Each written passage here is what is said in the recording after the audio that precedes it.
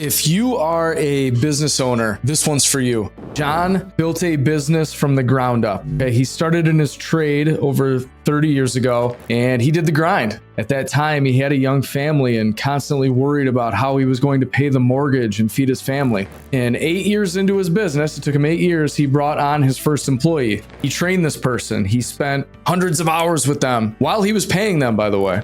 And he finally got to the point where he could send this one person on to meet with the customer and do a job himself. Then what happened? Welcome to Dear Rochester. Retire well. Dive in, be curious, become prosperous.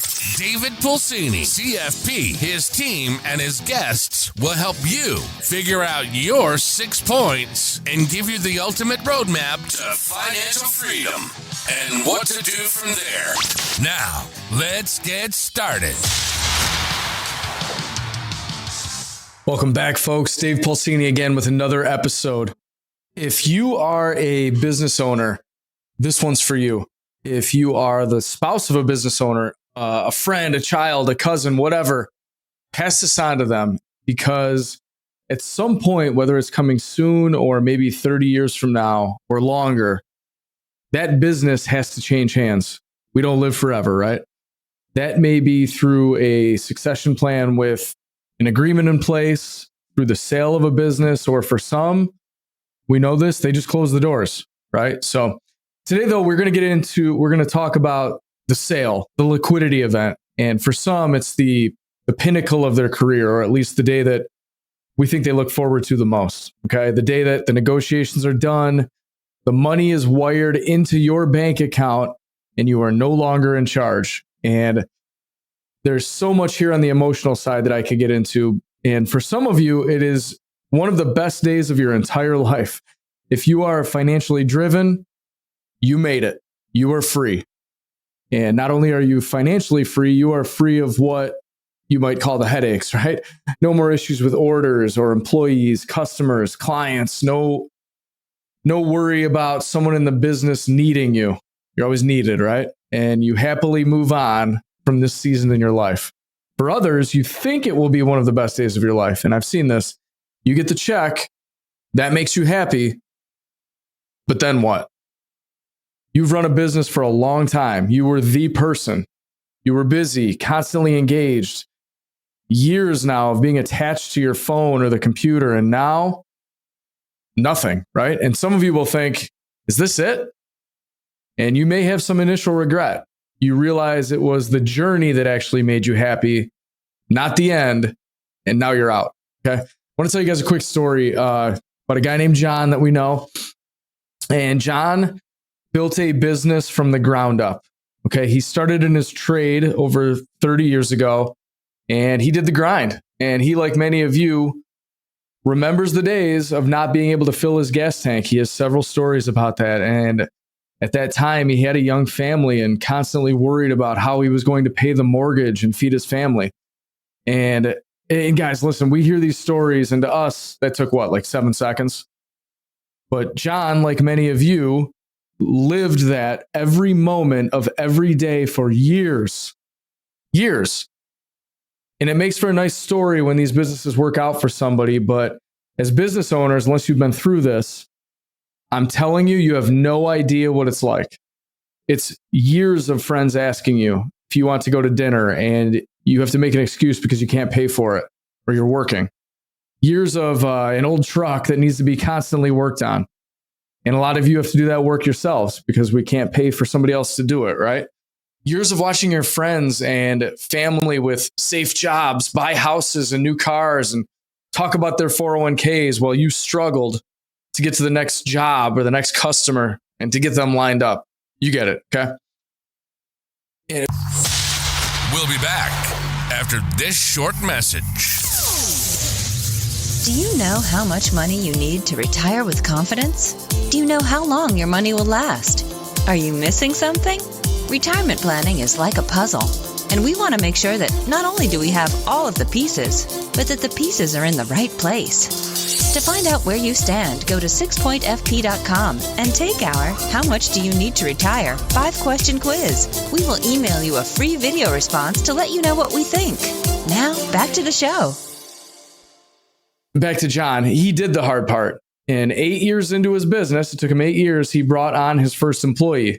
And he was extremely excited. He trained this person. He spent hundreds of hours with them while he was paying them, by the way. And he finally got to the point where he could send this one person on to meet with the customer and do a job himself. And it took over a year of John's time. Then what happened? My business owner friends know this. That employee quit. And John went from having help, having someone who he thought might take over his business someday, and having a friend, to, again, nothing. Back to just him. And John fell into that, and we've all heard this, I can't find anyone. There's no good help out there. No one wants to work anymore. He fell into that mindset, which is very easy to do, folks. And John did what John does, and he continued to work on his way. And he kept working alone for, I think it was about 5 more years, and then he got hurt. And this is real. It was a back injury. And he was thinking, how could he possibly do everything now? So many of you guys, you just keep doing it. You push through an injury, the pain, whatever it is. But some of you, like John, are completely forced to take a step back and figure it out. And that's what John had to do. He literally could not perform what he had to do his job. Okay. Felt like he was in his first year again. He was scared to death, except he was 13 years into his business. And think about that, guys. 13 years in, beyond scared.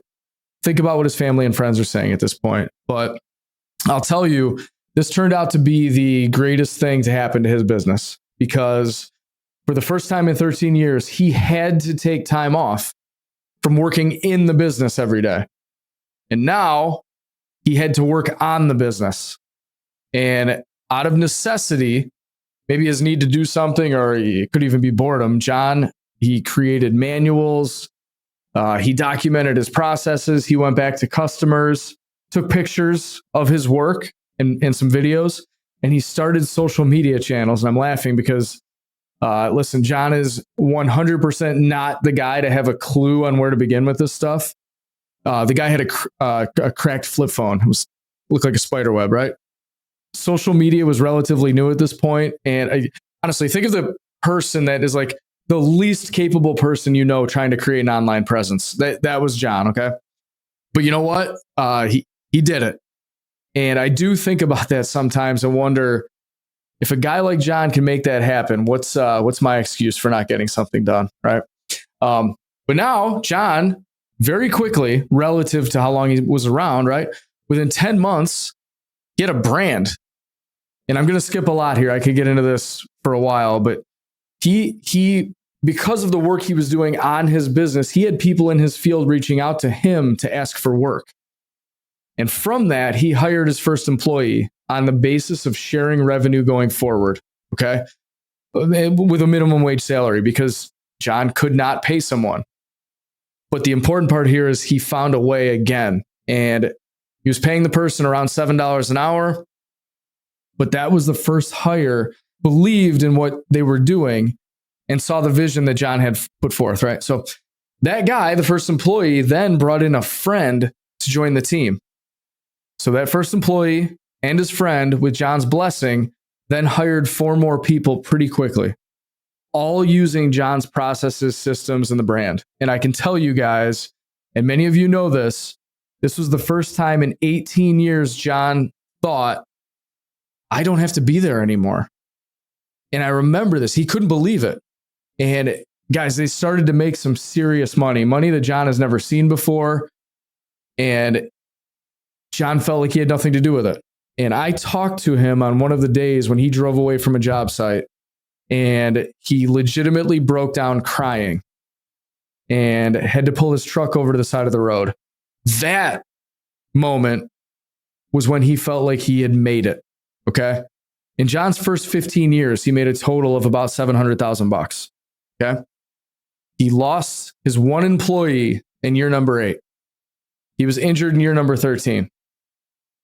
In year number 16, John's business of 28 employees brought in 7.4 million of revenue. Okay. Some people would say it took John 15 years to get there, or 18 years, or 16 years, whatever it is. But I know John, and the point is, it took way longer than that. John started working with his grandfather when he was 8 years old, and he went to school, and when he got off the bus every day, he went to work. Guys, he was 8 years old. If you know any eight-year-olds, think of that. His family was not wealthy, okay?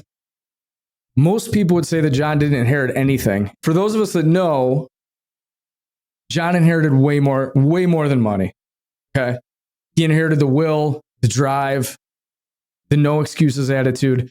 And he actually told me, if we did this now, it would be child abuse, but it's the best thing that could have ever happened to me. The guy started when he was 8. He finally made some money when he was 50.